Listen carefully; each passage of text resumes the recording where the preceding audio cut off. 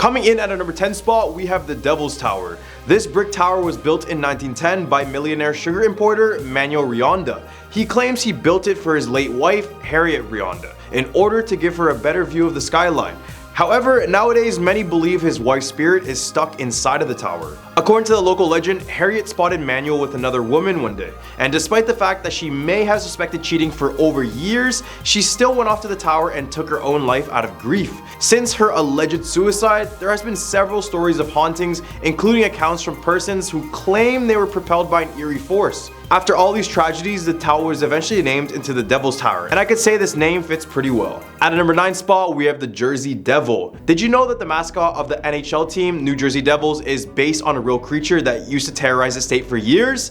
Yeah. They are described as kangaroo-like creatures with the face of a horse, the head of a dog, and bat-like wings, horns, and tails. Sightings have occurred for the past 200 years, and it all started when a resident of Estiville was going to give birth for the 13th time, which she didn't plan for. So in disgust, she yelled out, quote, "Let it be the devil," and when it came out, it actually turned out to be a baby devil who ended up screeching before flying out the window, and that is now known as the New Jersey Devil. And I know that story might sound a bit crazy, but regardless, during the years, New Jersey has had unidentified creatures raiding chicken coops and killing livestock. At number 8 spot, we have the Watcher. This story has been made into a full-length show, but the fact that it was a true story makes it that much creepier. Located in Westfield, New Jersey at 657 Boulevard is the infamous Watcher House. It all started when a young couple named Derek and Maria Broadus bought the home back in 2014. The house is pretty old to begin with, so they immediately began renovations to make it into their dream home.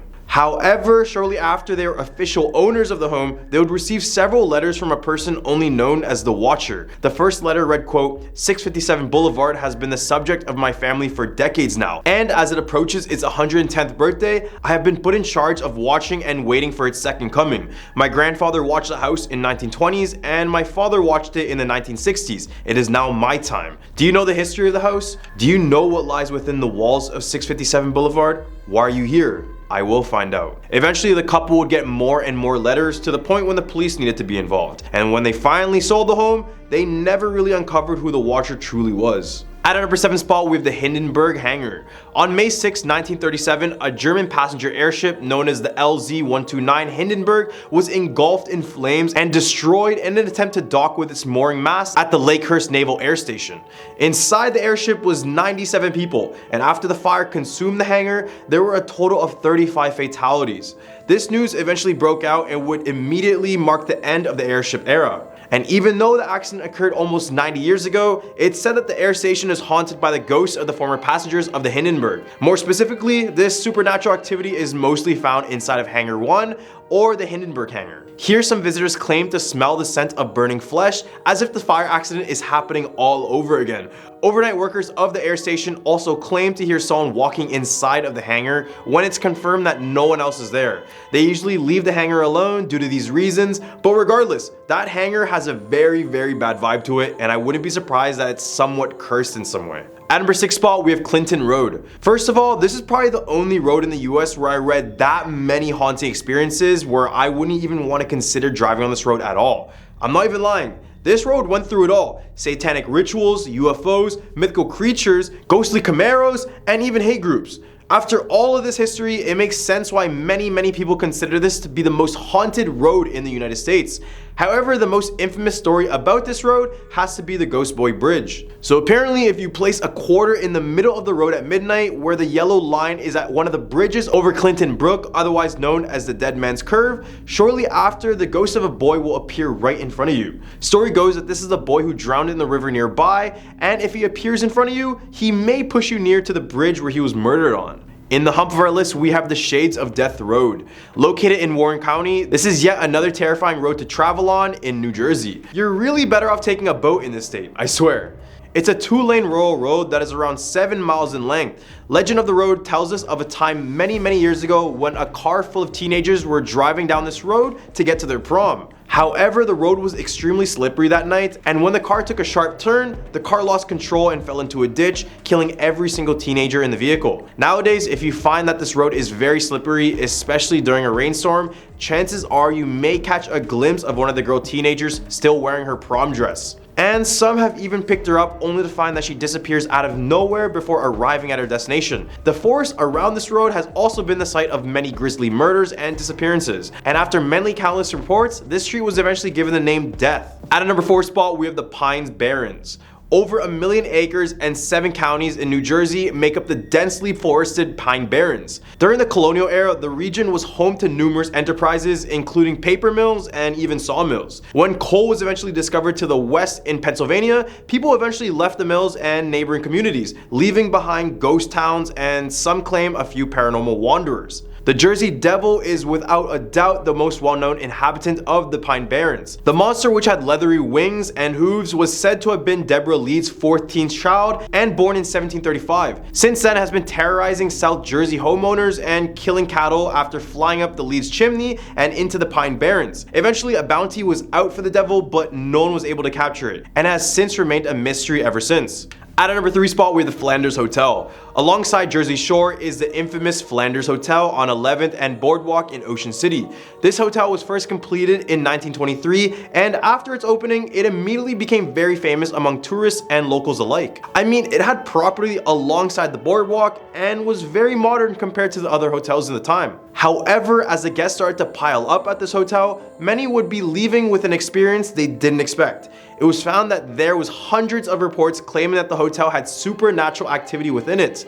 However, the most common story is that of a ghost of a young woman looking for something in the hotel. Many people claim to see this woman in white wearing a wedding gown who always seemed to be looking for something on the floor. The story goes that this woman was named Emily, and during World War I, her husband never ended up returning. So it's said that her spirit is still at the hotel in hopes that her husband will finally return and she will find the ring that he was going to give her. At a number 2 spot, we have the Cave Grave. In the town of Newton lies a quiet small graveyard situated alongside Route 621. Though the majority of the stones from the 19th and 20th century are upright limestone or granite, there is one memorial that is quite unique from the rest. It is a headstone located about 50 yards outside the cemetery's boundaries, which actually closes the entrance to a cave. Inscribed on the stone are the names of James, Margaret, and J. Howard Lewis, and the year 1909. Story goes that all 3 of these people were young children when they passed away. It all started when Margaret went into the cave and eventually got lost. So the boys decided to go in as well to save their sister, but they would meet the same type of fate and disappear into the cave's abyss. After several rescue missions were done, the bodies of the children were just never found. Many cave explorers claim that the cave has some of the most supernatural activity within it. Many people claim to hear the voices of these children, while others claim that Margaret is haunting the cave by appearing to explorers in her dirty dress. All the way at a number 1 spot, we have the Trenton Psychiatric Hospital. Trenton Psychiatric Hospital, originally named New Jersey State Lunatic Asylum, has a long history of helping mentally ill patients and even harming them. The hospital opened in 1848 and welcomed 86 patients. The first superintendent, Horace, was a good man and provided excellent care for all the people in his custody. Then it took a turn for the worse when Dr. Henry Cotton took over. The doctor believed he could cure mental illness by removing organs. He believed that infections caused mental illness, so he tested it by removing his patients' teeth, limbs, or any body part with slight signs of infection. This would cause dozens of patients to pass away, and many claim that you can hear the screams of his patients inside of the walls of the hospital to this day. Others even claim to see the apparition of Dr. Cotton himself and other ghosts with missing limbs. Unfortunately, after his passing in 1933, a review found his medical procedures caused 45% of his patients to perish. The irony was, the doctor was clinically insane as well. From a shaman who cursed the lands of the state to witches in every single corner of history, New Mexico is rich in horror culture. I'm your host Andrew, and here are your top 10 scary New Mexico urban legends. At a number 10 spot, we have the Tommyknockers. The legend of the Tommyknockers originates from the state of New Mexico. The legend follows a group of miners when they stumbled upon a strange and powerful object buried deep within the earth. As they began to excavate it, they were overcome by its strange energy, which transformed them into these bizarre, violent creatures. These creatures were known as the Tommyknockers and were infamous for their ability to knock on the walls and ceilings of mines, warning other miners to stay away.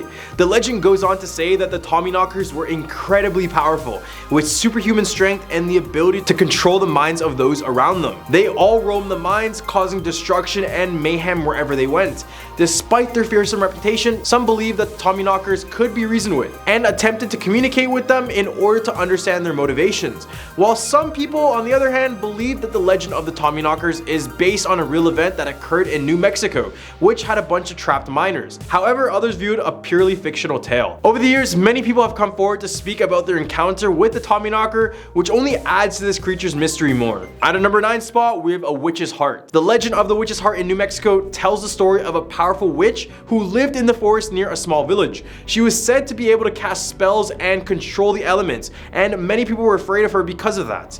One day, the witch fell in love with a young man from the village, and she cast a spell on him to make him fall in love in return. The young man, however, did not want to be with this witch and tried to resist her spell at all costs. The witch became very angry and threatened to destroy the village if the young man did not return her love. Talk about needy. The villagers, who were afraid for their lives, pleaded with the young man to give in to the witch's demands, but the young man was brave and refused to give into it. Now the witch was extremely pissed, and she decided to cast a powerful spell that caused the ground to shake and the trees to sway. She summoned a storm that raged for 3 days and 3 nights, causing destruction and chaos throughout the entire village. Finally, the young man, with the help of other villagers, was able to confront the witch and break her spell. The witch's heart was filled with so much anger and hatred that it just turned to stone, and she was never seen again. The villagers say that if you listen closely on a stormy night, you can still hear the witch's heart beating beneath the ground, a reminder of the power of love and the dangers of anger and hatred. At a number 8 spot, we have Haunted Mesa. The legend of the Haunted Mesa in New Mexico dates back to the early 1800s. According to the legend, the mesa was once home to a Native American tribe who lived in harmony with the land and its natural resources. But as time passed by, the tribe grew greedy and began to exploit the land. They would strip it of its resources and cause great harm to the environment because of it. As a punishment for their actions, the spirits of the land rose up and cursed the tribe, causing them to be consumed by a terrible darkness. The tribe was never seen again, and the mesa has been haunted ever since by the spirits of the land. They are said to still roam the area at night, searching for those who dare to desecrate the land. Many people have reported strange and eerie occurrences on the Haunted Mesa, including ghostly apparitions, unexplained noises, and mysterious lights. Some have even claimed to see the ghosts of the Native American tribe still wandering the mesa in search of redemption. Despite these stories, the Haunted Mesa remains a popular destination for hikers and adventurers who are drawn to its rugged beauty and eerie atmosphere. Some say the spirits of the land are still watching over the mesa, protecting it from those who would seek to harm it. So if you hike here, stride carefully. At a number 7 spot, we have a Witch's Bridge. The Witch's Bridge is a legendary structure said to be located in New Mexico, although the exact location is unknown. According to the legend, the bridge was built by a woman who was shunned by the community because they believed she was a witch. The woman, who was determined to get her revenge, constructed this bridge using her own blood and bone, imbuing it with dark magic as well. As the story goes, anyone who crosses the bridge will be cursed with bad luck and misfortune for their entire lives. Some say that the bridge is guarded by the spirit of the witch, who emerges at night to haunt and terrorize hikers. Others believe that the curse can only be lifted by performing a complex ritual at the side of the bridge. Despite the legend, there is actually no evidence of a bridge matching the description in New Mexico. It is likely the story is a tall tale or a piece of folklore, rather than a true account of events. However, that does not stop people from being intrigued by the legend and people going out searching for this bridge. At a number 6 spot, we have a man in the black hat. The man in the black hat is a mysterious figure who is said to haunt the deserts of New Mexico. Some say that the man in the black hat was a gunfighter or a bandit who roamed the deserts, preying on travelers and settlers who ventured too far from civilization. Others claim that he was a ghost or a spirit haunting the land and seeking revenge on those who had wronged him in life. Despite the many different variations of the legend, one thing remains constant. The man in the black hat was a fearsome and dangerous figure, feared by all those who came in contact with him. He is said to wear a black hat, a long coat, and a pair of guns by his side, and was said to be incredibly fast and extremely deadly with a gun.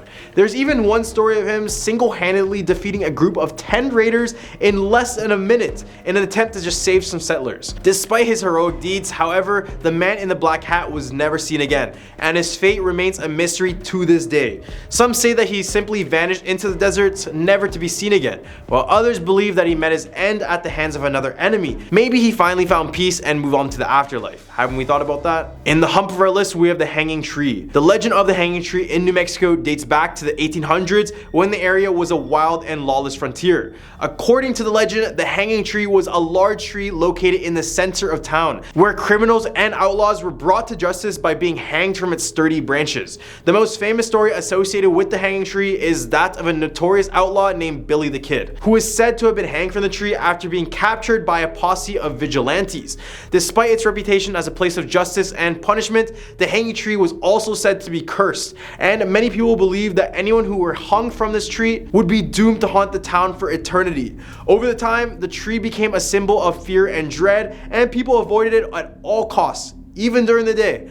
Eventually, the town decided to cut down the hanging tree and burn it to the ground in an effort to rid the town of its dark history and the supposed curse that was said to be associated with it. Today, all that remains of the hanging tree is a small plaque on the spot where it once stood. At a number 4 spot, we have a witch's ladder. The legend of the witch's ladder in New Mexico tells the story of a powerful witch who lived in the mountains and was known for casting spells and curses on those who crossed her. One day, a group of travelers stumbled upon her cabin and asked for shelter for the night. The witch agreed, but she secretly cast a curse on them. Desperate to break the curse, the travelers sought help from a wise woman who told them that they must climb to the top of the mountain and gather a handful of the witch's hair in order to break the curse for good. The travelers managed to do this, but the witch chased after them using all of the spells she knew. Using the hair as a talisman, the travelers outran the witch and made their way back down the mountain, where they burned the hair and finally broke the curse. From that day on, the mountain was known as the witch's ladder. Despite the fact that the legend of the witch's ladder is just a story, it continues to be told and retold in the American Southwest, reminding us of the power and determination and the importance of standing up to those who seek to do us harm. At number 3 spot, we have the curse of the full moon. The curse of the full moon is a popular tale told to many in New Mexico, and it involves a powerful medicine man who placed a curse on the land to protect it from the actions of early European settlers. The legend goes that the medicine man was a powerful shaman who had the ability to communicate with the spirits of the land and the animals that live there. He was deeply connected to the natural world, and he would have a great reverence for the land and its inhabitants. However, when the European settlers arrived, they began to disregard the sacredness of the land and its inhabitants. They would cut down trees, hunt down the animals, and they would pollute the waters. The medicine man was outraged by the settlers' actions, and he decided to curse the land with a very powerful spell. And whenever the moon was full, the curse was said to be at its strongest, causing even more misfortune for those who dared to defy the spirits. Over time, the legend became well known throughout the region, and this is when people began to fear the power of the spirits and the curse. At a number 2 spot, we have the ghost lights. The legend of the ghost lights in New Mexico dates back to the time of the Native Americans who inhabited the region. According to the legend, the ghost lights were spirits of the dead who roamed the earth in search of their loved ones. These spirits were said to be the souls of warriors who were killed in battle, or of women and children who had died of disease or other natural causes. The ghost lights were said to appear as glowing orbs of light that floated through the air, moving silently and without any apparent direction. Many people have claimed to have seen the ghost lights and described them as eerie and settling, and some even reported feeling a sense of fear or dread when the lights were present. Despite this, however, many people also found that the ghost lights to be fascinating and mysterious, and they often went out of their way to try and catch a glimpse of these elusive spirits. In the recent years, the legend of the ghost lights in New Mexico has taken on a new dimension, with some people claiming to have captured video footage or photographs of the light. So if you guys want to see, go search it up on Google, and I promise you, you'll find one photo with it. At a number 1 spot, we have the Taos hum. The Taos hum is a mysterious low-frequency sound that has been reported in the town of Taos, New Mexico. It is described as a faint droning sound that is similar to the hum of a distant engine or the drone of a bee. Some people claim to hear the hum constantly, while others hear it occasionally. The source of the Taos hum is unknown, and there are many theories about what could be causing it. Some believe that it is a natural phenomenon caused by geological activity or atmospheric conditions. Others speculate that it is the result of human activities such as underground military bases or secret experiments. One of the most popular theories of this is caused by aliens. According to the theory, the hum is a signal or communication from an extraterrestrial civilization. Some people even claim to have experienced strange encounters or sightings of unidentified flying objects in the area where the hum is heard. Despite the many theories, no one has been able to definitely explain the Taos hum. The phenomenon remains a mystery and continues to fascinate and intrigue those who have experienced it. Some even claim that the hum has a strange, almost hypnotic effect on those who hear it, causing them to feel disoriented or dizzy.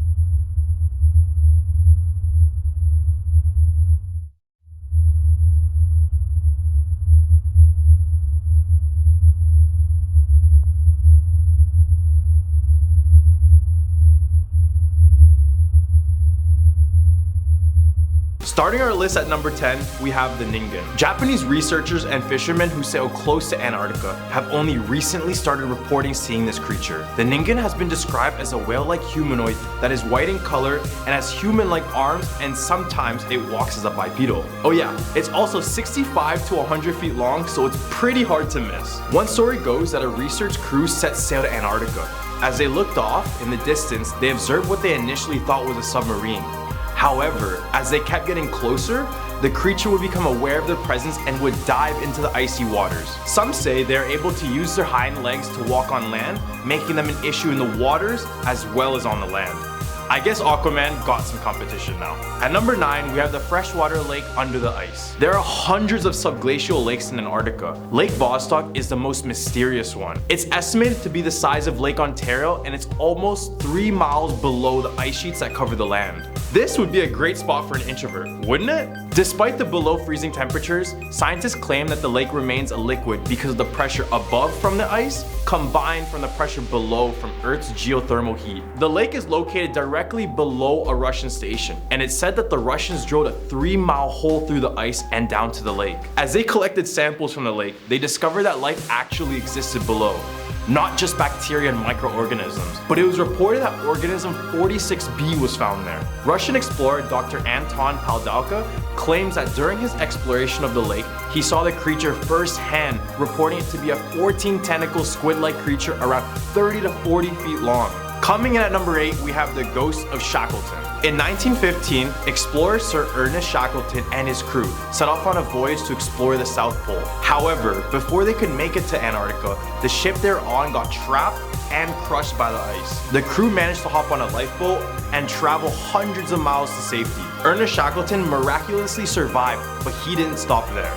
He decided to travel once again, but would pass away from a heart attack and was buried on Ross Island in the South Pole. Now it's said that his hut, which stands to this day, is actually haunted by his ghost. At number 7, we have the spirits of Ross Island. In November 1979, Air New Zealand Flight 901 would fly right into Mount Erebus on Ross Island. This crash killed all 237 passengers and 20 crew on board.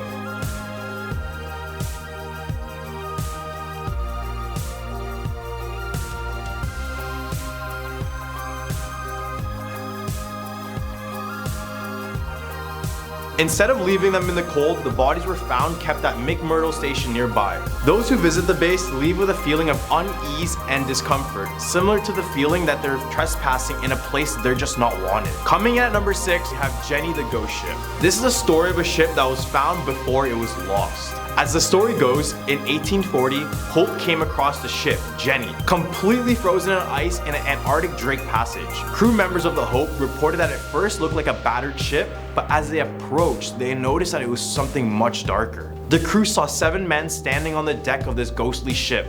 However, they were standing frozen solid. The rest of the crew, including the captain, were also found frozen to death. As they hit the captain's quarters, they read the ship's last log saying, quote, May 4th, 1823, no food for 71 days, and I am the only person left alive. The ship set sail all the way back in 1823, which meant that it was frozen in ice for almost 20 years.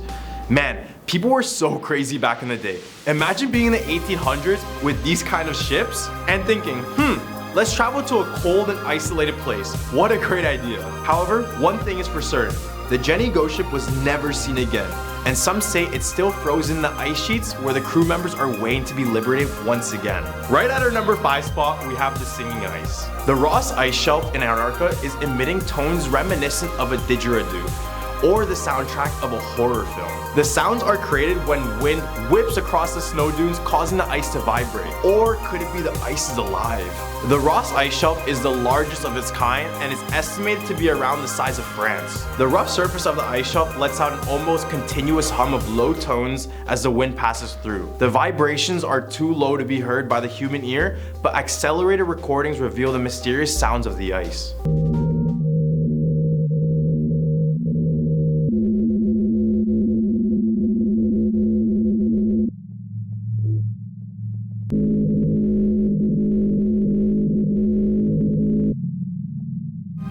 Stealing our number 4 spot, we have After the World War II, it was believed that the Germans took all of the research to Norway and eventually from Norway into Argentina. And from Argentina, it would head to Antarctica where they had a secret base in New Schaubenland. The Germans certainly had intellectual scientists and groundbreaking technology, but they just didn't have enough resources to sustain their progress. That's one of the world's biggest issues, finite resources.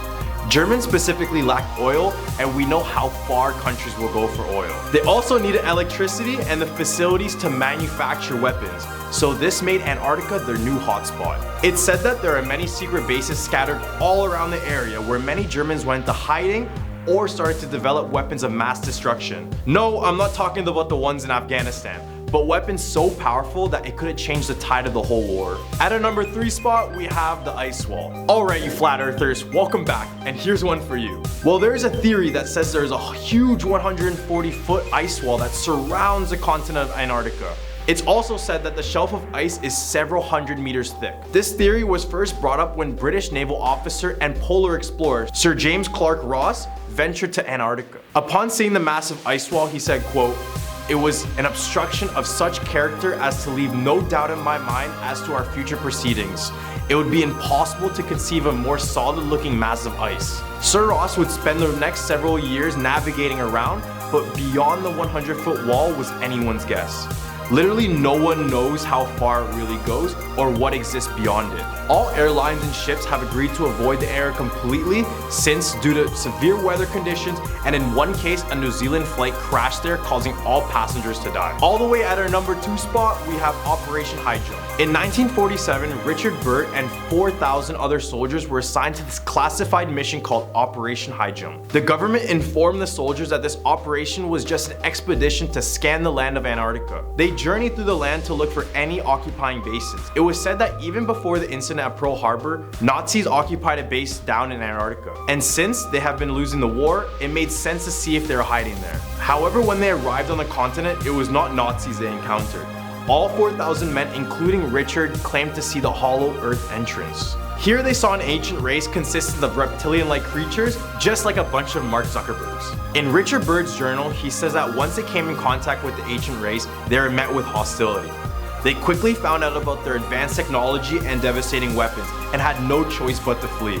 Richard had documented all of his expeditions, so in an attempt to silence him, the US government decided to confiscate the journal as soon as he got back. This is where it gets real. In 1957, Richard Byrd did an interview about the operation in secret, but after 3 months he would die in his sleep, possibly from the government silencing him. But wait, his son was in charge of delivering the speech honoring his dad's achievements and accolades, including Operation High Jump. And guess what happened to his son? He could never give the speech as they found his body in an empty warehouse 3 weeks later. The government is working overtime. Whatever Richard found was too special to be unveiled to the public. Well, at least not yet. Taking our number 1 spot, we have that someone's always watching. The harsh Antarctic conditions and varying sunlights have been known to cause hallucinations. These would cause many explorers to feel the presence of another when no one is truly there. This phenomenon is known as the third man factor, and it was alluded in T.S. Eliot's 1922 poem, The Wasteland. This poem describes instances where explorers feel or see a presence of another, such as shadows and voices. This specific reference was inspired by Ernest Shackleton's Antarctic expeditions, where every member of the group was believed to have shared the same experience. The event is supposed to bring comfort to those who are going through the most desperate and traumatic times of their lives. Others refer to the third man as a guardian angel or an imaginary friend. Therefore, it's not unreasonable to assume that it plays a big part in the final moment of some unfortunate people's lives. In my opinion, seeing another ghost figure in Antarctica would not give me comfort, but would probably speed up the process of me dying. Starting off at number 10, Loch Ness Monster. Of course, Nessie has to come first. From the beginning, it was Nessie who wanted me there. Nessie? You nicknamed my daughter after the Loch Ness Monster?! Almost everyone knows the story of the monster in the lake that people have been trying to spot for thousands of years. The first recorded spotting was in 565, but few have actually seen it. The world took an interest in this myth in the 1930s, when the first photograph was released claiming that this was the Loch Ness Monster. In 1933, Alec Campbell reported a sighting by Aldi McKay of what she believed to be Nessie. Mr. Campbell's report described a whale-like creature in the loch's waters. cascading and churning. Then in 1934, a British surgeon, Colonel Robert Wilson, claimed he took a photograph of the monster while driving along the northern shore of Loch Ness. I mean, we have only discovered like 5% of the water on Earth, so maybe there's something lurking deep down, but what do you guys think? Is she real? Is she all just a hoax? Now at number 9, Robin Hood. Legend has it Robin Hood was an outlaw living in the Sherwood Forest with his merry men. The first known literary reference to Robin Hood and his men was in 1377, and the Ceylon manuscripts in the British Museum have an account of Robin's life, which states that he was born around 1160 in Lochsirlee in South Yorkshire. Robin became a popular folk hero because of his generosity to the poor and peasants, and his hatred of the sheriff who enforced the forest laws. Some date his adventures as taking place during Edward II, but other versions say the king was Richard I. Robin had fought in the Crusades alongside Richard I before returning to England to find his land had been seized by the sheriff, which he wasn't too happy about. Coming in at number 8, Grindylows. You know, kinda like in Harry Potter. I know, how many Harry Potter references am I gonna make on this channel? Holy! Grindylows are supernatural creatures that appear in the folklore of England, mostly the Lancaster area. They are described as small, non-human entities with scaly skin, a greenish complexion and sharp claws and teeth, and long arms with lengthy fingers at the end. They dwell in ponds and marshes waiting for unsuspecting children, which they then grab them with their strong grip and drag them into the waters. Grindylows have been used as shadowy figures to frighten children away from pools, marshes, or ponds where they could drown. Here at number 7, London Fog.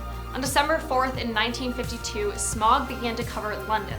The smog was present for 5 whole days and ended up leading to the passing of at least 4,000 people. On a regular Thursday afternoon, a high-pressure air mass stalled over the Thames River Valley. Suddenly, cold air came in from the west side, and the air in London became trapped. The problem worsened by the low temperatures, which caused people living there to burn extra coal in their furnaces to keep warm. The smoke, soot, and sulfur dioxide from the area's industries, along with the stuff from cars and consumer engine usage, caused heavy smog to smother the city. By the morning of December 5th, it was visible across hundreds of square miles. It became so thick and dense that by December 7th, there was no sunlight and visibility was down to only 5 yards in many places. Eventually, all transportation came to a halt, but not before the smog caused several train accidents, including a collision between 2 trains near London Bridge. However, that wasn't the worst thing. The worst effect of the smog was the respiratory distress it caused in humans and animals, including difficulty breathing and vomiting.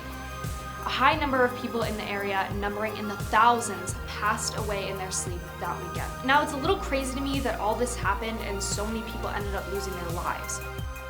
Taking our number 6 spot, Owlman. A small churchyard in Morton was a sacred spot long before the 13th century church was built there, with views over the Helford River. Sightings of a flying creature about 5 feet tall, half man, half owl, with glowing red eyes, silver feathers, and crab-like claws have terrified tourists since the 1970s. Oddly, all but one of the dozen or so eyewitnesses of the Owlman have been girls or young women, most under 16. So is this a creature that lurks the night, or is it a real person that wants to capture women and hurt them? Halfway at number 5, King Arthur and Excalibur. Still a relatively well-known myth, King Arthur and the Sword in the Stone is a myth of strength and honor. The legend goes that the magician Merlin placed the sword Excalibur in a stone, and whoever removed it would be the rightful king. Then Arthur removed it and went on to defend the country against invaders, along with many other heroic tales.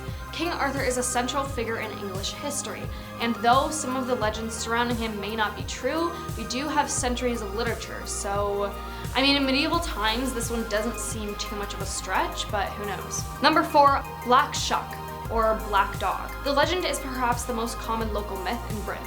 Among the graveyards, by crossroads, in the darkest forests, lurks a fear stirred first in the early medieval times. In Suffolk, this calf-sized hound with glowing red eyes is a harbinger of doom and death. It often appears during electrical storms, such as the one that struck both the churches of Bungay and Blythburgh on the same day at the exact same moment in August 1577. leaving scorched claw marks on the church door at Blytheburg. And there were at least 2 fatalities. I mean, remember what I said about black dogs and top 10 TikToks that will make you question reality? Which, check out the video if you haven't already, but I mean, I don't know. I love black dogs, but still. Coming in at number 3, red caps. A red cap is a malicious and malevolent goblin creature. They are said to live in the ruined castles along the Scottish borders, murdering those who stray into their homes. They wear red hats that are dyed with their victims' blood. And to keep their hats red, they must hurt others regularly, because if they don't, they won't survive. You can't outrun a red cap and they will always catch you. I mean, go there and see if you can find one, but know that you have been warned. Here at number 2, the Nuclavi. It's said to be the most terrifying creature of Britain. Around the waters of Orkney lives a skinless human horse, a being of rage and pestilence. The Nuclavi has a head of a man, only much bigger. Some people speak of flippers on its legs. The sea-dwelling beast kills crops with its breath and makes livestock sick when it comes onto land, smelling of burning seaweed and set to exact revenge on any helpless soul unfortunate enough to witness its arrival. Like many British monsters, it's said that if you want to escape from its demonic presence, you need to leap across a freshwater stream or river. Taking our number 1 spot, Jack the Ripper. Jack the Ripper terrorized London in 1888, taking the lives of at least 5 women and disfiguring their bodies in an unusual manner, indicating that the killer had a very good knowledge of human anatomy. The culprit was never captured or even identified, and Jack the Ripper remains one of England's and the world's most infamous criminals. All 5 passings took place within a mile of each other, in or near the Whitechapel district of London's East End, from August 7th to September 10th, 1888. Now, despite having committed these heinous crimes and investigations claiming definitive evidence on their identity, his or her name and motive is still unknown. Kicking it off at number 10, Ghost of Stowe Lake. San Francisco's Golden Gate Park is home to one of the city's most famous ghosts. Stowe Lake is said to be haunted by the spirit of a woman who, after attempting to save her child, who fell in the water, drowned in the lake. Legend says that this woman, referred to as the White Lady, wanders the edges of Stowe Lake as she searches for her child. She can even be summoned by visitors. It's said that the most active area surrounding the lake is near the Pioneer Woman and Children's statue. Ghost seekers can summon the woman by calling out, White Lady, I have your baby," 3 times. If she believes you, the woman will appear before you and will ask for her baby back. The legend bewars both skeptics and believers from doing this, because if you tell her you have her baby, the woman will haunt you for the rest of your life. If you tell the woman you don't have her baby after summoning her, legend says she will drag you into Stowe Lake and you will suffer the same fate she did in the lake. Now at number 9, the Dark Watchers. This legend takes place in the Santa Lucia Mountains, which run from Avila Beach to Monterey. The Dark Watchers are said to be giant phantoms that resemble humans and lurk inside the mountain. Legend goes that the Dark Watchers can only be seen at midnight, as they stand at the mountain's tops. They've only been claimed to be seen staring out into the wide space below the mountains, before completely vanishing into thin air. Coming in at number 8, Monster of Elizabeth Lake. Elizabeth Lake in California is said to have an evil presence below the water's surface. Elizabeth Lake is just outside Lancaster in LA. It's said to have been created by the devil himself to keep his hellish pets. The urban legend says that the passageway to hell can be found if you swim deep into the lake. The first sighting of the monster of Elizabeth Lake dates back to 1880. The monster is said to have the neck of a giraffe, head of a bulldog, bat wings, estimated to be about 50 feet long, and smells of decay. Sightings of the monster of Elizabeth Lake continue to be reported and strike fear in the locals. Here at number 7, the hauntings of Turnbull Canyon. In the Puente Hills Preserve near Witter Turnbull Canyon is a popular hiking site in the preserve. It was previously referred to as Harakanuga, sorry if I pronounced that wrong, which translates to the place of the devil. According to the legend, the region is haunted by the Indians who were executed for not converting to Catholicism. Their spirits are believed to be lingering inside the depths of the canyon, waiting to get out. Many years later, Turnbull became the site of numerous satanic rituals held by people who mysteriously disappeared. What was left behind from the rituals were paranormal sightings and occurrences, reported by both locals and freaked out hikers. Taking number 6, the Billywhack Monster. Rumors of an alleged beast have been going on around since the 1940s at the site of the former Billywhack Dairy in Ventura County. August Rubel, a German national living in the United States during World War II, owned the dairy. It was rumored that August had a secret underground lab beneath the dairy, where he was working with the US government to build a super soldier for war. He returned to Germany in 1943 as he was supposedly working for the Allies. During the trip, August allegedly stepped on a German landmine and passed away. Years later, reports of a strange creature roaming the area where the now abandoned dairy stood started to surface.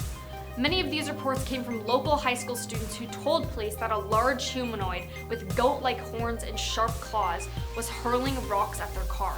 Halfway at number 5, Alcatraz Demon. San Francisco's Alcatraz Island has plenty of ghosts and disturbing rumors about its former inmates, one of which is the Alcatraz Demon. The story is that a prisoner was ranting about a demon in his cell. The guards ignored his cries, knowing that many of the prisoners were mentally ill and prone to seeing things. The next morning, the prisoner was found strangled in his cell, with no evidence or means that someone else had been in or out of the cell. There were also a lot of other ghost stories surrounding Alcatraz. Here at number 4, the Hollywood sign spirit. This is probably one of the most infamous urban legends in California. The Hollywood sign is said to be haunted by the early 1900s actress Peg Entwistle. When a possible career-ending review was published about one of her films, Peg climbed to the top of the sign's H and jumped off of it. She is said to haunt the sign and the surrounding area. The legend continues to state that she will appear to people hiking to the off-limits part of the sign where she had taken her life. Instead of the sweet Hollywood actress, what appears to these unfortunate people is a woman with a skeletal face and deep hollowed-out eyes. If those hikers are alone, she is said to somehow influence them to share her same fate. Now at number 3, Ghost Hills. Basic laws of gravity state that what goes up must come down. While in California, there are spots that are rumored to defy this basic truth. If you park at the base of a hill in a specified location and release your parking brake, your car will roll uphill. These spots are hard to find but are often accompanied by a legend as its explanation. A school bus broke down and the kids jumped out to push it up the hill, but lost control and the bus ran over them, taking their lives. Now they push cars up hills as ghosts. Here at number 2, Zodiac Killer. The Zodiac Killer is a serial killer who operated in Northern California in late 1960s. The Zodiac Killer took the lives of 5 known victims in the San Francisco Bay Area between December 1968 and October 1969, operating in rural, urban, and suburban settings. 2 of his attempted victims fortunately did survive. The Zodiac himself, however, claimed to have taken the lives of 37 victims, and he has been linked to several other cold cases, some in Southern California or outside the state. The Zodiac made the name for himself in a series of taunting letters and cards that he mailed to regional newspapers, threatening execution sprees and bombings if they were not printed. Some of the letters included cryptograms or ciphers, in which the Zodiac claimed that he was collecting his victims as slaves for the afterlife. Of the 4 ciphers he produced, 2 remain unsolved, and only 1 was cracked in 2020. The Zodiac stopped written communications around 1974. The unusual nature of this case led to the international interest that has sustained throughout the years. The case also still remains open in the city of Vallejo, as well as in Napa County and Solano County. The California Department of Justice has maintained an open case file on the Zodiac since 1969. Although in late 2021, a team of specialists who investigate cold cases say they identified the Zodiac Killer as Gary Francis Post, who passed away in 2018. The team's years of digging uncovered new forensic evidence and photos from his darkroom. One image features a scar on the forehead of Gary's that matches a scar on the sketch of the Zodiac. It's insane that he stopped communication in 1974 and passed away in 2018, but they only identified him last year. Coming in at number 1, the Charman. The Charman's origin story is quite gruesome. A father and son were both caught in a house fire and horribly burnt in 1948. After the fire, the son became so mentally unstable that he executed his father. When the police found the son, he was so unrecognizably burnt, they didn't realize he was alive. So he ran away before they were able to arrest him for what he did to his father. The story goes that ever since then, the Charman can be spotted wandering the woods surrounding Ojai, occasionally approaching tents of innocent campers or pretending to be a hitchhiker and then attempting to attack them. At our number 10 spot, we have the Candy Lady. In the early 1900s, children in the rural town of Terrell, Texas started to go missing. Some of the residents blamed it on the Candy Lady. The story says that she would go around leaving candy on children's home windows just before bedtime. As the parents began to fall asleep, it'll encourage children to grab the candy, but as they try to grab it, the lady grabs them and feasts on their sugar-laden blood until there isn't any left. A farmer allegedly found rotten teeth on his farm and later found the body of a boy with his pockets stuffed with candy. Many people believe that Candy Lady is in fact real and went by the name of Clara Crane. Clara Crane was accused of poisoning her husband back in 1895 with poison-laced caramel candies. But that's not all. 5 years before the incidents, Crane's 5-year-old daughter passed away from unknown causes, which many believe that she poisoned her daughter as well. At a number 9 spot, we have La Llorona. This legend originates from El Paso, Texas. Almost all Latin cultures know the story of La Llorona, and the people of El Paso are no exception to that. La Llorona directly translates to the weeping woman, which perfectly describes the behavior of this malevolent spirit. She is said to haunt the riverbanks of the Rio Grande, where she is searching for her 2 children whom she had already drowned in that very river. Now there are many iterations of the story, but I'll just mention the most popular one. The legend goes that a lady found her boyfriend with another woman. After a heated argument between the two, the woman was heartbroken and wanted to get revenge, so she took the children and proceeded to drown them in the Rio Grande River in Texas. It's also said that when she was done throwing her children into the river, she went back to her lover's home with a bloody wedding gown, showing her she would do whatever it took to be with him. It's said to be the reason why many children disappear in that very area, and she supposedly takes other children to fill the void she lost. So if you're in the area, beware of a woman weeping in a wedding gown who is sitting by the Rio Grande. At a number 8 spot, El Cucuy. This creature is known as South Texas' official boogeyman. There are many versions of El Cucuy since it already originates in Mexico as well. It's said that this monster kidnaps children who misbehave and takes them back to the mountain where he lives to devour them. He appears as a hairless creature with an enormous head that dwarfs his spider-like body. He also has these large red glowing eyes, red ears to hear everything, and razor sharp fangs and claws to accompany that. The origin of El Cucuy goes that a man was suffering with tuberculosis. Desperate to cure himself, he fetched an African witch doctor. The doctor told him to drink a child's blood, but as he did, he started to turn into the monster described.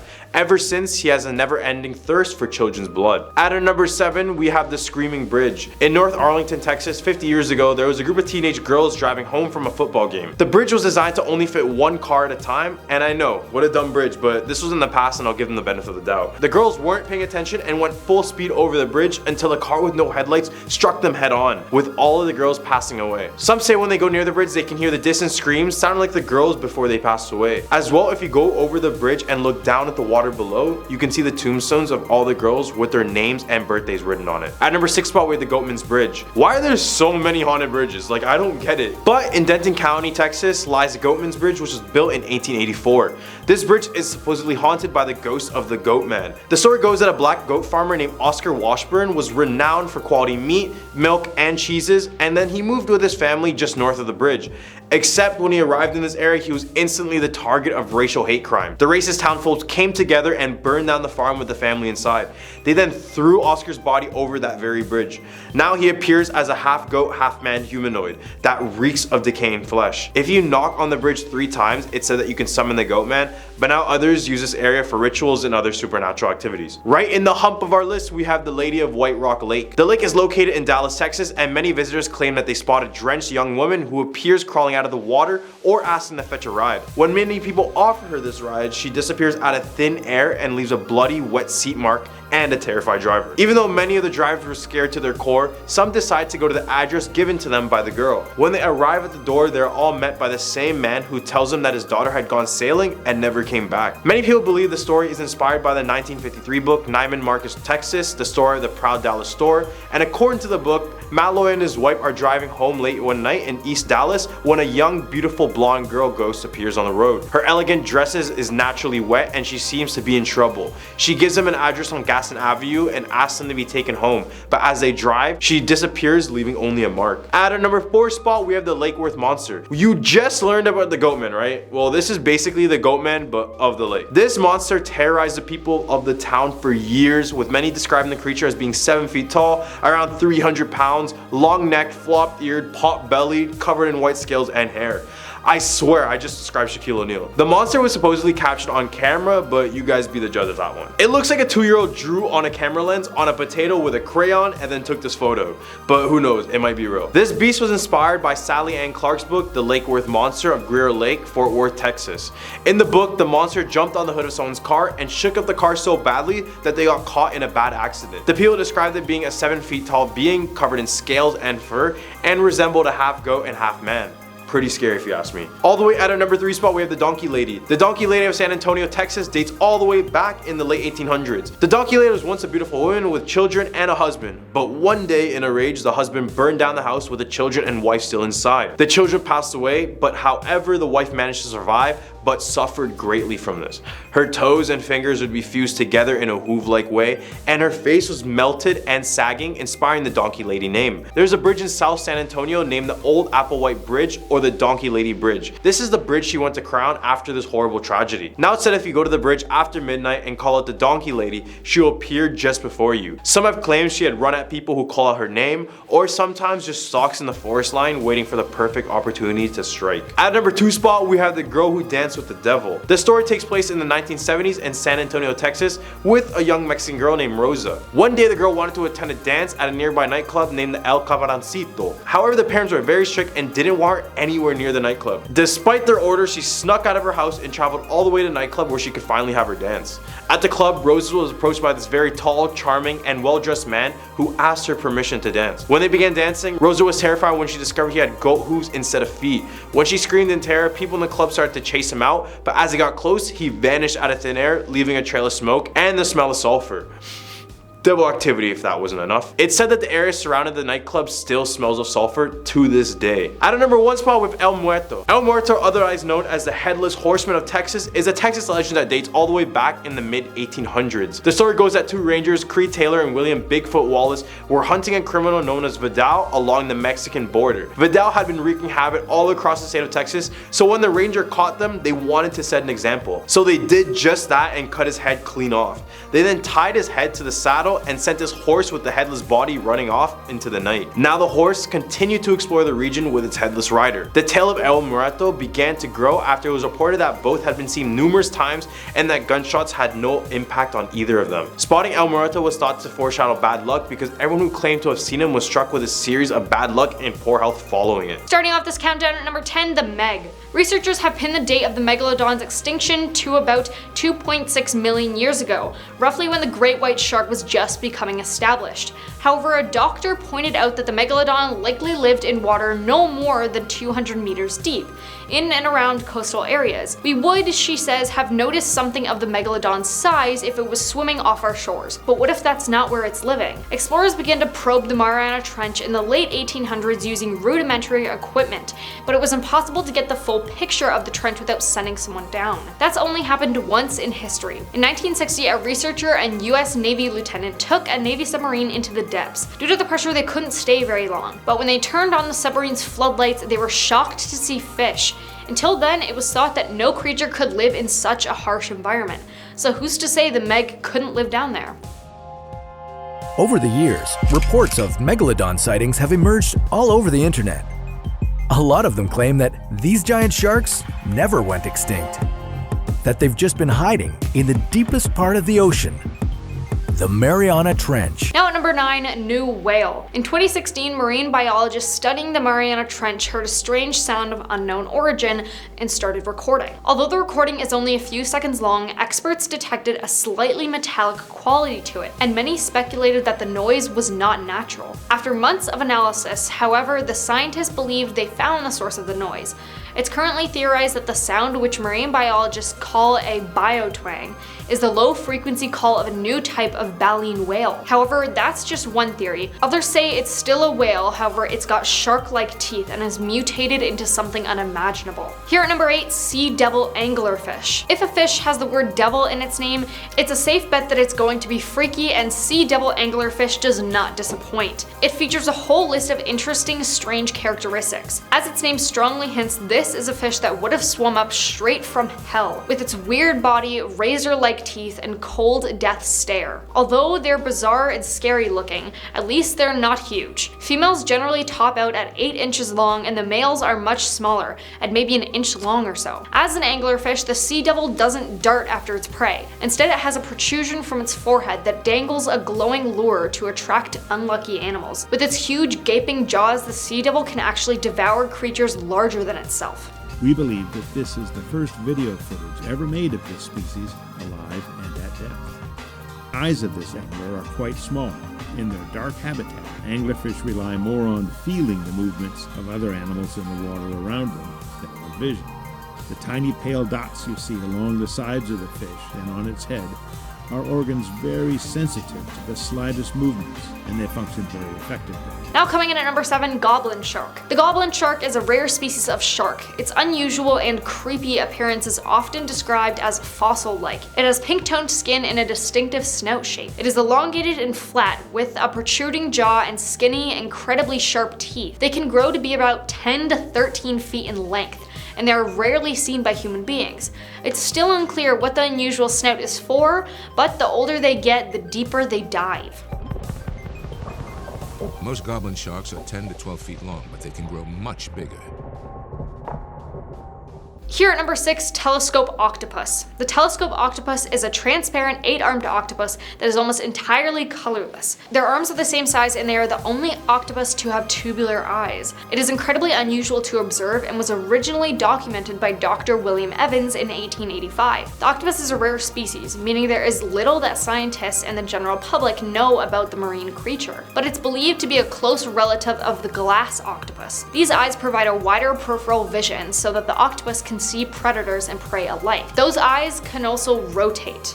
Talk about scary. Halfway at number 5, fang-toothed fish. These fish could be straight out of a horror movie and are named after their scary teeth that, in relation to their body size, are the largest in the ocean. Special pouches on the roof of its mouth prevent the teeth from piercing the fish's brain when its mouth is closed.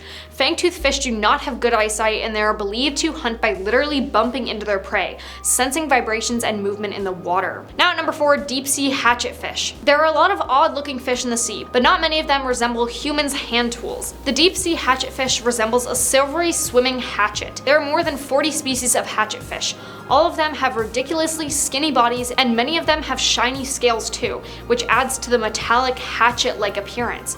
They are small fish and even the biggest types to grow only to about 6 inches long. Their delicate looks contradict their serious ruggedness because these fish are found in depths pushing nearly 5,000 feet. Hatchetfish have bioluminescent bodies and they can alter the brightness of their glow depending on how much light is filtering from above. In doing so, they're counter-illuminating their bodies in a clever camouflage technique.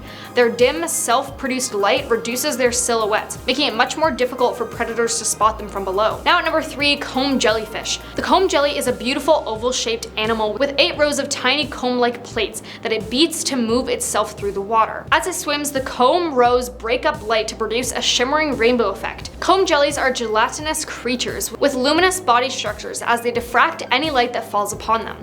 They use their comb-like plates to move around in the water. While they please the eyesight, these underwater marvels are vicious predators, even attacking their own kind sometimes.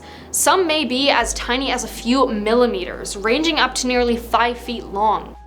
Found around 3,000 feet down are the comb jellies. That's light refracting off thousands. Here at number 2, frilled shark. The frilled shark was discovered in the 19th century by a German who studies fish. It is often referred to as a living fossil due to its eerie appearance and the shape of its mouth. The shark has an eel-like body that's dark brown and gray in color, and the articulation of the jaws to the head. The shark derives its name from 6 rows of frilly gills that grace its body, which grows up to 6 feet long.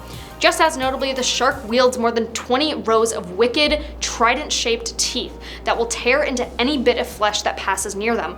Frilled sharks probably spend most of their lives near the ocean's bottom, and they like waters more than 4,000 feet deep. On the rare occasions that people snag them and bring them up to the surface, the sharks almost always perish immediately, making it very difficult for people to observe their behavior and life cycles. For years, many people assumed that frilled sharks swam and hunted like eels. Now coming in at number 1, zombie worms. Now I know what you're thinking, oh well, how can a worm be scary? Well, let me tell you. Zombie worms are also known as osedox. The word osedox means bone eater in Latin and refers to the worm's ability to dig into and eat bones from whale carcasses. They do so in an attempt to reach lipids enclosed in the bone. They use special root tissues for bone burrowing. So if you ever come near one of these things, I suggest getting as far away as possible. Starting off this countdown at number 10, the Singapore stone. Did you know that Singapore has its very own Hercules? Known as Badang, a poor fisherman lived his humble life by the Singapore River. When he realized a water djinn had been stealing his fishes, he set a trap to catch the spirit red-handed. He then confronted the captured spirit, who promised to grant his wish in return for its release. Badang proceeded to wish for superhuman strength and was soon appointed court warrior by the Sultan of Singapore. Warriors from far and wide started swarming in to challenge the strong man, including India's Wadi Bijaya. The two dueled in a series of contests, and the last one saw them lifting a massive rock and throwing it towards the Singapore River. The rock was discovered years later at the spot where it was said to have landed, and not just that, there was an inscription on it, probably to commemorate Badang's achievement. However, only a fragment of the rock survives today, and as it's been said, the Brits blasted it to pieces in 1843. While it's housed in the temporary closed National Museum of Singapore, you can still see it online.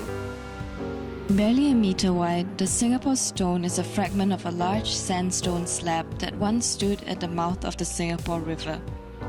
Blown up in 1843 to widen the passageway of the river mouth, this fragment is believed to be over 1,000 years old. Number 9. Red Hill. Red Hill has a bloody tale behind its name. As strange as it sounds, it all started with a swordfish infestation, where the sea creatures attacked unsuspected villagers and fishermen by the shore. An idea came out of using a banana tree trunks as a barricade to trap the swordfishes. He brought this up to the Sultan, who granted permission to proceed. The brilliant plan worked, earning him the respect and admiration of the villagers, but not the Sultan, who soon became envious of the attention. Out of jealousy, he ordered his men to rid the boy, even taking his life by any means necessary, and so they did. The poor boy's blood flowed down the hill where he lived, staining it blood red, and so that's how it's said it's got its name. Number 8. Kusu Island. An island with an interesting backstory is Kusu Island, also known as a sacred site. The island is home to a Chinese temple and 3 Malay shrines, but do you know where it gets its name from? Kusu means turtle in Hokkien, and legend has it that a giant turtle transformed into the island to save stranded sailors and fishermen, victims of the stormy weather. The sailors and fishermen returned the following year and the year after with offerings to show their gratitude. From then on, people head down on the 9th month of the lunar calendar to pay their respects. Number 7. Radin Ma. Radin Ma is the name of the area between Teluk Bangla, Bukit Permi, and Jalan Bukit Merah. Sorry if I mispronounced any of that. As well as a couple of known landmarks around the city. It's also the name of a Javanese princess, Radin Ma Ayu. Her father was a warrior prince, her mother was a commoner, and their marriage was condemned by the Sultan. One day, while the warrior prince was away on an expedition, the Sultan ordered his men to burn their house down, killing his wife. Radin, however, was saved by a loyal servant. Upon his return, the devastated warrior prince left the Javanese kingdom for Temasek with his baby daughter. Soon after their arrival, the Sultan of Temasek arranged for the warrior prince to marry his daughter. Similar to the tale of Cinderella, Radin's new stepmother wasn't a big fan of hers. The plot thickens when the adult Radin was to marry her stepmother's nephew, whom she refused. Not liking her decision, he attacked her main man in life,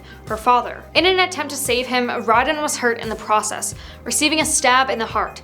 It's said that her body is laid to rest at the foot of Mount Faber, where there's a shrine in respect of her loyalty. Number 6. Island of Death. Plau Mati, or Island of Death, was a former name of Sentosa. While no one knows exactly just how the island got its morbid name, it's been said that the island was once a place of piracy and bloodshed. Other reasons behind its name include the location of the island, which was adjacent to Pulau Brani, which was the burial ground for many ancient Malay warriors. Then there's a tale about a deadly outbreak called the Belakang Mati fever in the late 1840s, which almost wiped out the original Bugis settlers on the island. In 1972, Pulau Mati was renamed as Sentosa, or Peace and Tranquility, leaving its past behind. Today, it's a beach resort known as the State of Fun. Halfway number 5 is Singapura. Sang Nila Utama, or Sri Tribhuwana, was once the ruler of the Shivajaya Empire at Sumatra. According to legends, he went on an expedition in the late 13th century and discovered an island with a white sandy shore. After learning that the place was called Temasek, Sang decided to cross the waters to reach this newly discovered land. However, a storm appeared out of nowhere and nearly swallowed the boat. In a desperate attempt, Sang threw his crown into the turbulent waters. The weather and the sea immediately became calm, and the crew reached Teluk Bangla safely. As they landed, a strange beast was spotted from afar. Upon hearing that it was a lion, Sang was overjoyed and decided to name the island Sigapura, or Lion City. The discovery was said to have happened in and around AD 1297, and Sang went on to rule for 48 years before his passing. His palace and burial ground was located on top of Bukit Larangang, or Forbidden Hill. Number 4. Sisters Islands. Islands. Lying south of Sentosa, Sisters Islands refer to Palu Sabar Darta and Palu Sabar Lut. Many years ago, there was a pair of sisters, Mina and Lena, living by the southern coast of Singapore. Being very attached to each other, the sisters vowed to marry two brothers so that they could live together always. However, one night, Lena ran into a group of pirates by the sea. Stunned by her beauty, the pirate chief was determined to marry Lena. When the dawn broke, the pirates came and abducted Lena to their ships. Weeping over the loss of her dear sister, Mina came swimming after the boats. The stormy waters were merciless, and she was doomed eventually. In a desperate attempt, Lena broke free and dived into the sea. The next day, a pair of islands appeared where the sisters had drowned. They were named Sisters Islands by the villagers in memory of the two girls. And legend has it that the next day, after the storm had subsided, Sisters Islands had appeared in the position where the two sisters were last seen. Number 3, Underwater City. Legend has it that Sang Nila Utuma was the child between an adventurer king and a princess of an underwater kingdom, like we talked about before. Supposedly, Sang's father Raja had a glass case created for him to descend into the sea because he was curious about what lies beneath the calm waters. He sank into a country called Dika and was greeted by a race of men, and was later taken to meet the ruler of this underwater wonderland. And that's exactly how he met Sang's mum, Princess Mathabu Labari. This world under the sea, however, is scarcely ever mentioned in history books. Number 2, the Merlion. One night, the villagers living by the southern coast of Tesamek were awakened by the howling winds and crashing waves. The dark clouds blocked out the lights of the moon and the stars, turning the world in complete darkness. It was as though the island of Tesamek would be sunk by the raging sea. The terrified villagers got down on their knees and prayed. During this moment, a bright light was observed emerging from the southern waters. A massive creature, half lion, half fish, roared in anger. The battle between the fierce mythical animal and nature was intense, as the sky was filled with flashing lightning. The villagers had never witnessed such terrifying phenomenons before. After some time, the winds began to die down. The waves subsided and the sky started to clear. The gigantic sea beast had won the battle against nature. As it claimed its victory, it stood proudly on Sentosa. By morning, the Merlion had retreated into its waters, leaving behind a bright, colorful trail. Number 1, ghostly passengers. This story originates with taxi drivers, specifically ones who have had the eerie experience of picking up late-night passengers who ask to be dropped off at a cemetery. Usually, the protagonist in the story is a beautiful young woman waiting on a remote road for a taxi. Once she's in the taxi, she doesn't speak again and wordlessly hands the driver money when she arrives at her destination. In the morning, when the driver looks at the money, it's hell notes. Money burnt as an offering have replaced the Singaporean bills. At a number 10 spot, we have Janet's ghost. According to legend, Janet worked as a young Chinese nurse in Kuching's public hospital. According to the story, she vanished sometime in the late 1960s. This occurred when kidnappings in the city were on the rise. The only things that anyone had determined was that the kidnappings might have been related to the building of Satok Bridge. The territorial spirits would be annoyed if the bridge's constructions were delayed. To appease them, human sacrifices had to be made. Apparently, they preferred to sacrifice virgin girls, but only to use their heads. This meant they would be decapitated and their heads would be embedded in the concrete pillars to strengthen the bridge. Eventually, they found Janet's headless body, confirming the police's theory. Her grieving parents went on to bury her in a red dress and red shoes. So many people believe that if a woman passes away wearing all red, then she will return as a vengeful spirit. Now at number 9, Pontianak. The word Pontianak is a combination of 3 words: Pana, lady, Mati, dead, and Anak, child. Pontianak takes after a lady who lost her baby during childbirth. She is often dressed in white and has long black hair, and is known to seek revenge against men. Many have said they have encountered this bitter being while on the road in the dark hours. When the Pontianak is near, dogs howl and you can hear a baby crying, and you smell the scent of jasmine flowers out of nowhere. That's how you'd know this vengeful creature is in the area. During the day, the Pontianak hides in banana trees, and she starts her hunt when there's a full moon. At a number 8 spot, we have the Krak Highway. This Malaysian highway is said to be the world's most haunted highway. It is a 70-kilometer long interstate highway that connects Kuala Lumpur to Genting Highlands. The amount of paranormal reports from this highway alone is enough to make someone take a longer detour instead. The first of these incidents happened when a couple and their baby were returning one night from vacation. The car suddenly breaks down on the side of the road, and as he looks for someone to help, he notices the highway is completely empty. So he walks to find the closest nearby phone booth to call for help, but the man never ended up returning. After a few hours of waiting, his wife calls the police, but when they arrive, they tell her to step out of the vehicle and not look behind them. After walking a distance away, she turns around to see her husband's headless body being devoured by a banshee-like creature on the top of their car. As well, on Krak Highway, if you find yourself stuck behind a yellow Volkswagen Beetle, get away from it. This vehicle is known to stalk drivers and cause them to get into fatal accidents, so drive extra safe when you're in Malaysia. Now number 7, Reddit story. The story is posted by someone on Reddit who lives in Malaysia. I saw a ghost when I was like 9 or 10 years old. It was early in the morning, about 6:30 a.m., and I was having breakfast alone in the kitchen when this rotten face twice as big as a normal head reared from a corner that led to the back door.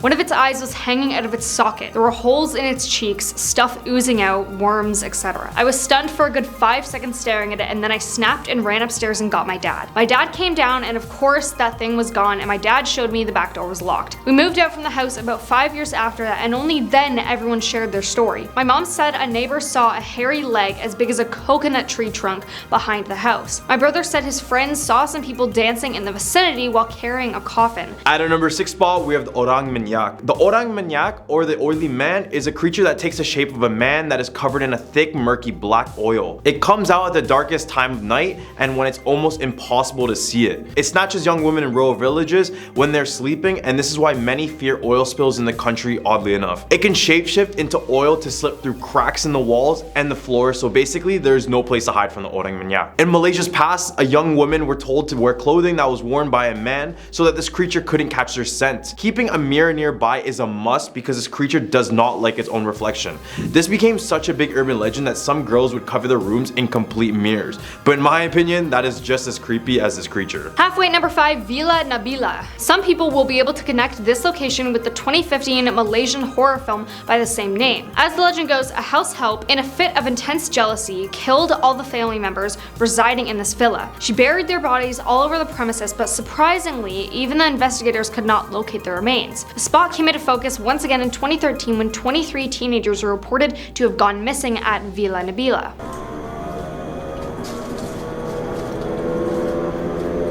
At a number 4 spot, we have Pulau Jerijak. I'm so sorry if I mispronounced that. Pulau Jerijak is a small island located alongside Perang Island, and if the shark-filled waters wasn't enough for you to avoid this place, then maybe the ghosts of former prisoners may. This island mainly served as a place to keep the sick, the poor, and the bad. For example, people suffering from leprosy and tuberculosis were thrown onto this island to isolate themselves from others. Reports claim that over 1 million people were crammed on this island to quarantine, and over 5,000 people passed away. Then in 1969, the island transformed into a prison, except this prison would contain those arrested under the emergency ordinance, which is basically people detained without trial. So you already know this gets bad. This prison was very inhumane. Prisoners would be tortured often and left malnourished, which would later claim for their lives. Now it's said that the island contains the spirits of those left to pass away there. And since Malaysia is attempting to make this a tourist spot, many people claim to hear the screams of those tortured on this island, or others fall into a great sickness after coming from the island. Now at number 3, Pudu Jail. Jails have a history of unfulfilled wishes of freedom, much like the spirits that cannot transcend to the afterlife. Constructed during the British regime,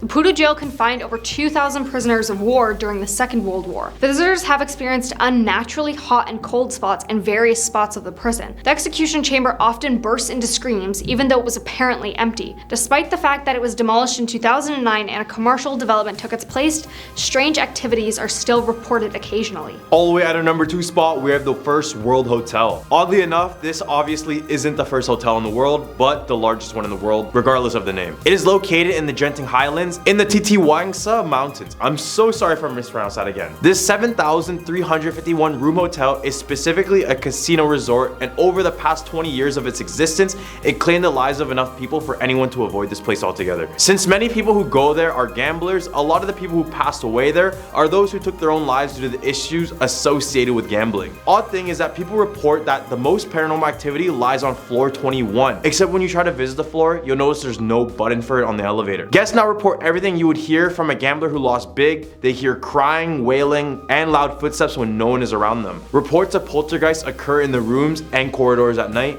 and in some cases, some rooms are shut down because many guests would fall ill in one or after staying in the room. Now coming in at our number 1 spot, Pokong. In a traditional Malay funeral, a body is wrapped in a white cloth before it is prayed over and laid to rest. According to the Muslim funeral practice, a body has to be tied at several places to keep the cloth in place. When the wrapped body is laid into the grave, the knot keeping the coffin cloth in place is usually removed. Malays believe that after death, the soul of this body will stay on earth for 40 days. Pokong is a mummy-like appearance and is said to be a deceased body covered in burial dirt. If the knot is not removed and stays on beyond 40 days, the body could turn into a ghost and literally jump out of its grave.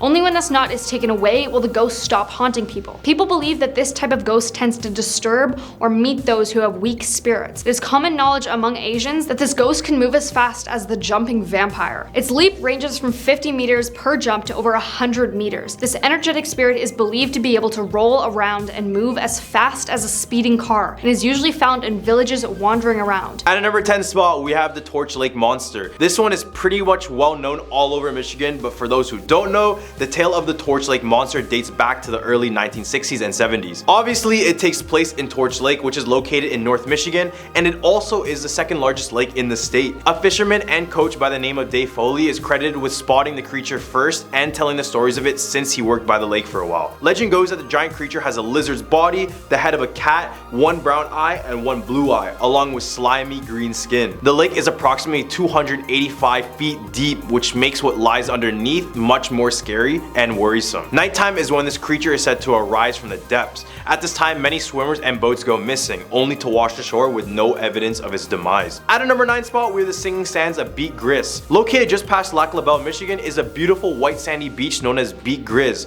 In a direct translation, this means gray beast, and that's because a large gray creature was said to have inhabited the area many years ago, but that's not even the story I'm going to talk about. Local legends claim that the pure white sand of the beach sings by pressing down your palms on it, or it barks when you strike it. The sound is said to be the voice of a Native American maiden who lost her lover when he drowned in the Great Lakes, and now she calls him on shore. The sand is said to lose its magical singing power when it's removed from the beach. Now visitors claim to hear the singing sounds, but as many try to bring the sound back home, they are met with years of unlimited bad luck, which lead many to bring it back to the beach to allow it to sing again. Other than sand that makes sounds, at a number 8 spot with the Belle Isle's Lady in White. In Detroit, Michigan, there's an island called Belle Isle. This 982-acre island is used for picnics, hikes, and home of the only marble lighthouse. Other than that, everything else on this island is shrouded in mystery and up for speculation. Legend of the island follows the story of a chief's daughter and a haunting bridge. The chief was concerned that his daughter's beauty would attract vast amounts of suitors, so to combat this, he made a deal with the snake goddess of the island. The chief asked the goddess to protect his daughter.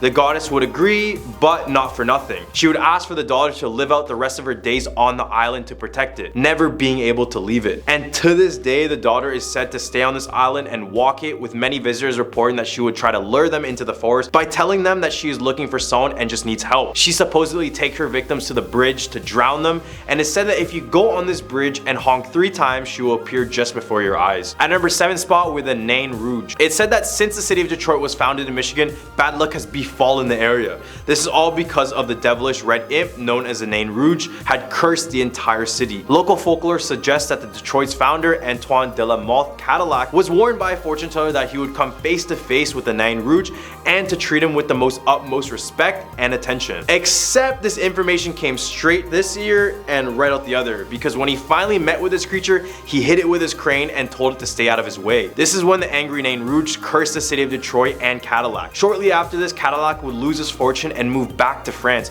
but misfortune still occurred in the city. It's said that in all disastrous events that happened in Detroit, the Nain Rouge could be spotted just before all of them. For example, in 1763, 50 British soldiers perished from Native Americans, after which the Nain Rouge could be seen dancing in the aftermath in joy. Then in the surrender of the war in 1812, the Nain was blamed again for its presence. It had also been seen during Detroit's riots of 1967 and 1976's ice storm that caused electricity to go out for days. At a number 6 spot with the Masonic Temple. Currently standing as the largest Masonic temple in the world, it also stands as one of the most haunted places in all of Michigan. The temple, designed by George D. Mason, is an imposing Gothic structure at the corner of Bagg Street, later Temple Street, and 2nd Avenue across from Cass Park. The temple has over 1,000 rooms, secret stairways, and concealed passages, but unfortunately Mason would go a little too far in this construction where it would cause him to go bankrupt, eventually losing his wife in the process. His depression slowly kicked in, and then he would jump off the roof of this temple to his death. And to this day, security guards claim to see old George's ghost climbing those steps to the rooftop. Visitors also reported many noises such as doors and windows being slammed shut. They also see moving shadows and experience cold spots all around the area, all while feeling as if they're being watched by something. Right in the hub of our list, we have the Michigan Triangle. Well, guess Michigan has their own version of Bermuda's Devil Triangle, and it contains just as much unexplained phenomena as Bermuda. The triangle goes from Manawak, Wisconsin to Ludington to Benton Harbor in Michigan. It was in early spring 1937 when Captain Donner was just managing his freighter ship called the O.S. McFarland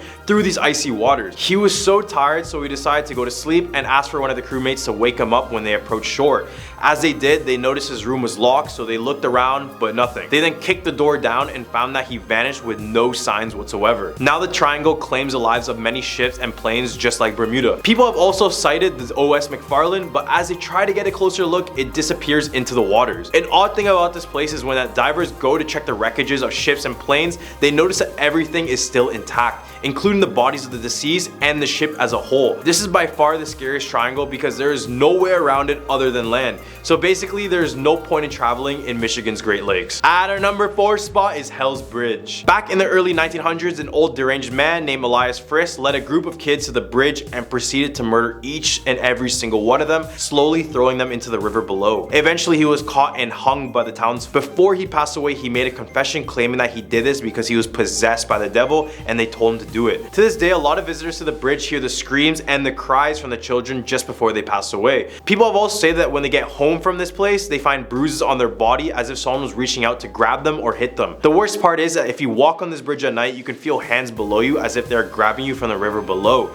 And at the end of the bridge, you might encounter Elias as a dark figure with glowing eyes, so you won't miss him in the dead of night. In more lesser known news, apparently you're able to sell your soul to the devil by meeting the devil in the middle of this bridge. I mean, it's called Hell's Bridge, what else did we expect? At our number 3 spot, we have the Dogman. The Dogman is described as a 7-foot tall, amber-eyed, bipedal, canine-like creature, and he has the head of a dog with the body and torso of a human. Ever since its original sighting in 1887, many more sightings were spotted all over Michigan. It's primarily spotted in the northwestern quadrant of the Lower Peninsula. Back to its original sighting back in 1887. This is when the Dogman was discovered by 2 lumberjacks who saw this creature in the distance. Things got a little more concerning when in 1937, Robert Forney was attacked by 5 wild dogs, describing that of one of the dogs allegedly stood up like a bipedal and was significantly larger than all the other dogs. This legend got more popular when disc jockey Steve Cook recorded a song called The Legend, which describes the Michigan's Dogman. Although the artist claims it was made for an April Fool's joke, this kickstarted the entire legend and sightings of the Dogman would only rise after the song was released. At a number 2 spot with Melonhead. Locals' fear of humanoids called the Melonheads. First theorized in the 1970s, Melonheads are said to be completely bald with misshapen bulbous heads, deformed arms and legs, teeth like daggers, and luminous red eyes. Legend goes that Melonheads reside around Felt Mansion, which is home to Dora Felt, who is an American inventor. The Melonheads were said to be the children suffering from hydrocephalus, which causes your head to expand in some cases. They were located at the Junction Insane Asylum near the home, and it's said that they endured months and months of abuse, and that one day they decided to escape and run into the forests of Michigan, where they became animal-like and very feral. Many of these Melonheads are said to be looking for the doctor who failed to care for them in order to take his life. At a number 1 spot, we have Eloy Psychiatric Hospital. Located in Westland, Michigan, it was named after Detroit's postmaster Elois Davik. In 1839, it started as a poorhouse and a farm where the poor, the sick, and the needy would go for shelter and work. As time went on, the poorhouse transitioned into a psychiatric asylum and hospital. The buildings were self-sufficient, even having their own police. They were even one of the first hospitals in the world to use x-rays for diagnosis, so at least one good thing came out of here. At its peak, the place housed over 10,000 patients and over 2,000 staff members. After its closure in 1984, the hospital's abandoned grounds are said to have a few patients still left inside of it. Ghost patients, that is. There have been reports of people finding medical waste and other strange items. Some have reported finding jars containing human body parts, as well as documents outlining strange medical procedures.